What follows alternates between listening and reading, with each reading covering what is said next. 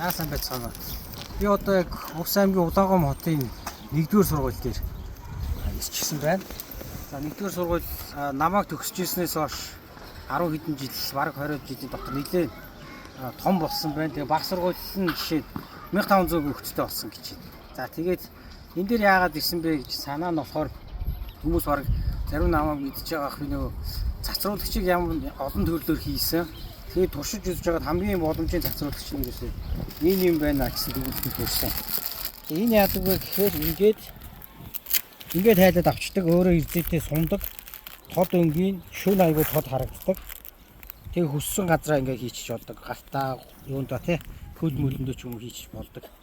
Ийм байна. Тэгээд энийг ер нь бол нөгөө сургуулийнх нь өдөрлөгөтөө сая ярьчлаа. Тэгээд бага ангийнхан 1500 хүүхдэд тараагаад өгчих гэсэн бодолтой байгаа. Тэгээд мэдээж энийг хийхэд нөгөө жоохон бага зэрэг мөнгө орсон.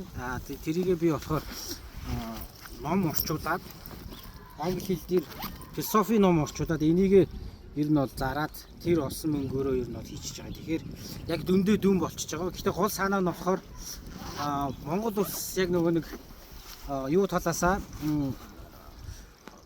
зам тээврийн осол айгүй ихтэй жилд 300 гаруй хүүхэд бол ямар нэгэн байдлаар зам тээврийн осолд бол орж ийн гэсэн статистик байгаа. Тэгэхээр жишээ 10 жилийн дотор бол тэр чинь бол орог 2 сургуулийн хүүхэд ямар нэгэн байдлаар зам тээврийн осолд орчод байгаа. Тэгээд хүүхдүүд яагаад фокуслоод байна вэ гэхээр хүүхэд өөрөө биеийн жижигхэн учраас нөгөө нэг зам тээврийн хөдөлгөөнд оролцоход харагдахгүй байх магадлал өндөртэй. Нэгдүгээрт, хоёрдугаарт нөгөө тарих юу нөгөө мэдрэл нь юу сэтгэлгээ сайн хөгжөөгөө бүрэн дүүрэн хөгжөөгөө байгаа болохоор одоо өөрийгөө аюулд орчих вэ гэж анзаарахгүй. Юу гэж хэлж өгнөөр тэндээс магадгүй маш хурдтай машин ингээд дахиад хөрөөд ирэхэд энэ намайг мөрөгчих үедээ гэж бодож нөгөө хувцартаагаар сэтгэх юу нарай хөгжөөгөө байгаа болохоор бас тийм нөгөө сул талууд байна. Гуравдугаарт манай улсын бас нэг хүчин зүйлээ газар зүйн онцлогоос хамаарат манайх нөгөө хойно гэдэг болохоор ялангуяа өвөл маш эрт харанхуй болдог. Өглөө өөрөөр харанхуй болчдөг. Орой хичээлээд харахад харанхуй болцсон байж идэг. Ийм хүчин зүйлүүд байна. Дөрөвдүгürt манай соёл бас байгаа орчин талаас монголчууд ерөнхийдөө маш тийм бараа хувцас өмсөж байна. Тэр нь бас нөгөө эрсдэлтэй хүчин зүйлийг нэмэгдүүлээд байгаа. Тэгэхээр ийм болохоор нөгөө нэг энд яг ингээ харахаар нөгөө юуны бага ангийн жоохон хүүхдүүд бол тод хувцас өмссөн бас байна. Гэхдээ хотод ялангуяа бол бүр тийм байхгүй ш нөгөө тоос шороо ихтэй байдаг болохоор бүгд бараа хувцас өмсчихдээ. За тэгээ ерөнхийдөө энийг ингээ харуулж. Ерөнхийдөө ингээ 1500 орчим ширхэг ийм байгаа. 2000 орчим ширхэг ийм байгаа. Тэгээ энэ юу өнгөрсөн жилээс хойш энэ бол манай эхнэр бит хоёр нийлээд маш олон туршиж үзсэн, өөрсдөө оёолж үзсэн, хүнээр оёолж үзсэн, бүрэн цацрал хийж үзсэн. Тэгээ ер нь бол явж байгаа хамгийн сайн нэм байна гэсэн дүгнэлтэнд хүрээ. Тэгээ энэ зургаа яагаад тод гэрэлтгээ бичсэн. Ер нь бол бичихүүг олдохгүй болохоор нэг үг бичсэн.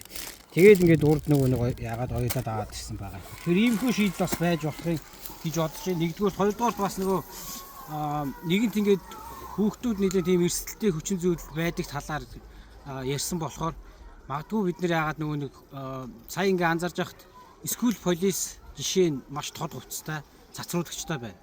Зам дээр замын хөдөлгөөний хамгийн идэвхтэй зогсоолж байгаа цагдаа нар цацруулагчтай байна. Биеинд нь хувцсанд нь байна.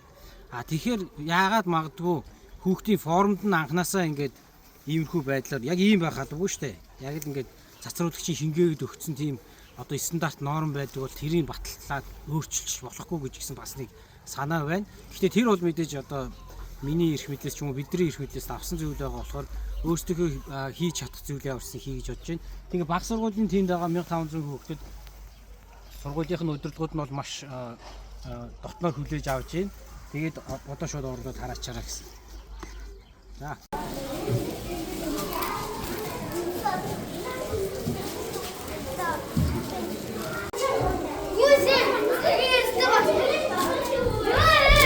Чи зүйдсэн биш үү?